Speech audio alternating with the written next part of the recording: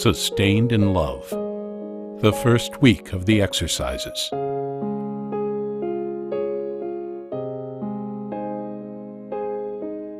If the principle and foundation of St. Ignatius's spiritual exercises can be tagged as created in love, then the first week of the exercises can have the tagline sustained in love. The spiritual exercises are designed to help you find the kind of real freedom that will enable you to offer a generous response to God's love. St. Ignatius wants us to be realistic about all the obstacles that get in the way of freedom, such as inordinate attachments to health, wealth, honor, or security. In the exercises, Ignatius presents God as divine and all-powerful. God's very nature is self-giving through the act of creating. Ignatius sees God's work of creation continuing even now, moment by moment, in the world and in each one of us. The vastness of the universe and the beauty of its laws are manifestations of God's constant and faithful love. The book of Genesis tells us, God saw all that he had made, and it was very good. God creates not only things, but persons, free beings who share God's power to think, to love, and to create. Because human beings share in God's freedom, we are free to relate in love with God, with other human beings, and with the universe itself. To do so is God's will for us. Perhaps it is better to say that to do so is God's desire, or God's loving wish for us, since we are free to respond or not to God's invitation. If St. Ignatius was anything, he was a realist. He was blessed with the rare ability to see himself plain. The experience of his own life made it clear to him that human beings, in their freedom, can choose not to live out God's desires for them. This fateful choice gives rise to moral evil in the world. This is sin. Gilles Cousson, in his book Biblical Theology and the Spiritual Exercises, puts it well. The Ignatian vision of the relationship that exists between the world and God is one of continual exchange inspired by love. Sin is, simultaneously, an infidelity to God's indefatigable love and deformation of the real world order, an order relating to the loving God. Sin is defined from the human point of view as a disordered use of creation. Human free will, meant to portray the trace of God, profanes itself and devotes itself to serving another purpose, which is its own satisfaction. Creation, which should find in human beings a road to God, comes up against a wall of selfishness that upsets the destinies of human beings and the universe. In the Ignatian universe, sin is more than a personal event. It is a cosmic horror. Margaret Silf puts it this way: to know the reality of our brokenness and the separation from God in our gut and not just in our heads is a harrowing experience. We enter into this experience only when we know, in the same deep-felt way, God's unconditional love for us, which holds our brokenness in gently sheltering hands.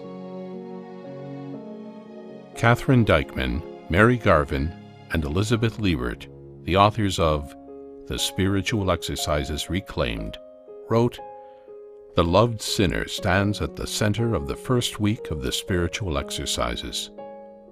Although sin provides the focus, the first week really dwells on love, God's love, which is greater than human sin." What tends to happen to us when we think about our sins is that we close in on ourselves and tend to lose sight of that greater truth, that God's love is stronger and infinitely more important than anything wrong or evil we do or don't do. The Church even tells us to put sin into a new perspective. Think of the Exultet sung at the Easter Vigil with its declaration, O Felix Culpa, which in English gets translated as, O happy fault. The Church considers the sin of Adam and Eve, with all its consequences down through the generations, as a happy fault and a necessary evil, because without it, we would never have had the joy of knowing Christ. It can be very liberating to think about happy faults and necessary evils. Here are several of the themes of the first week, and some of them continue from the first principle and foundation. Louis Armstrong had it right when he sang, "And I say to myself each day, what a wonderful world." It is a gift to us from God. Everything that exists comes from and reveals a loving and creating God.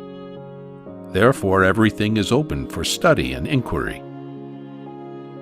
The more we learn about the universe, the more we learn about God. The sense of the divine beauty of all things also leads us to be responsible stewards of creation. We share the dignity that everything in creation shares, but the dignity of the person is qualitatively different and much higher because each of us is the object of God's special love and concern. Created in God's image and likeness, each of us shares in God's power to think, love, create, and choose.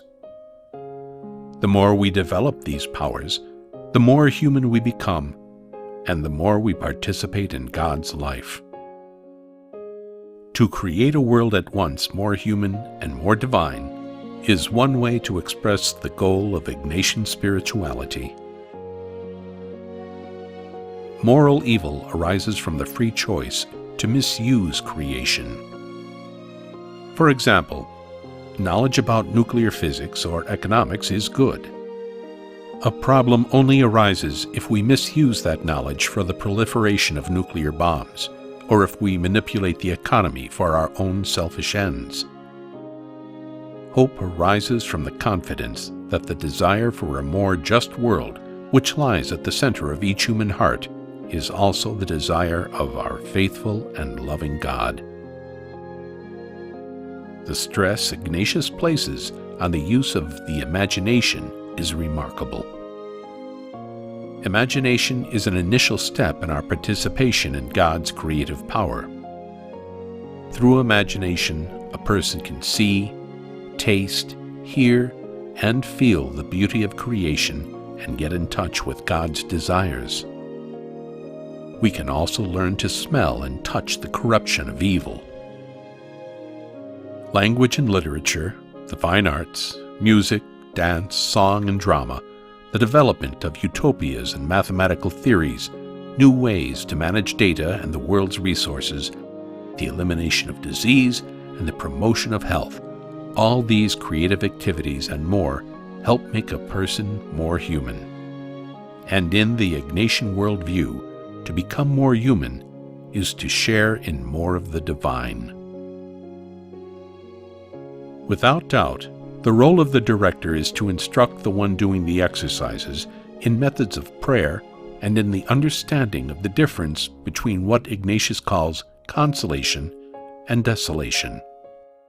But mostly, the director is to be a companion, someone who listens for the movements of the Spirit as the person making the spiritual exercises relates experiences, rather than someone who imposes ideas from the outside. The spiritual exercises are all about making choices and decisions in freedom. St. Ignatius is convinced that we make decisions not only with the head, but also with the heart. Choice flows from that combination of mind and feeling called desire, and Ignatius believed that God communicates through the most genuine desires of the human heart. Our goal is to discover the loving desires God has for us. In the spiritual exercises, Ignatius frequently suggests that the retreatant should repeat one or more of the exercises. This is not a simple review of matter covered in a previous exercise. Rather, it means returning to and dwelling on those points in that exercise where effective responses or spiritual experiences were stimulated in the retreatant: consolation, desolation, inspiration. Ignatius wrote in the exercises, "It is not much knowledge that fills and satisfies the spirit, but to feel and taste things inwardly." What counts in repetition is not new content, but a renewed encounter, not just repeating an old acquaintance with things of God, but discovering ever deeper levels of friendship with God.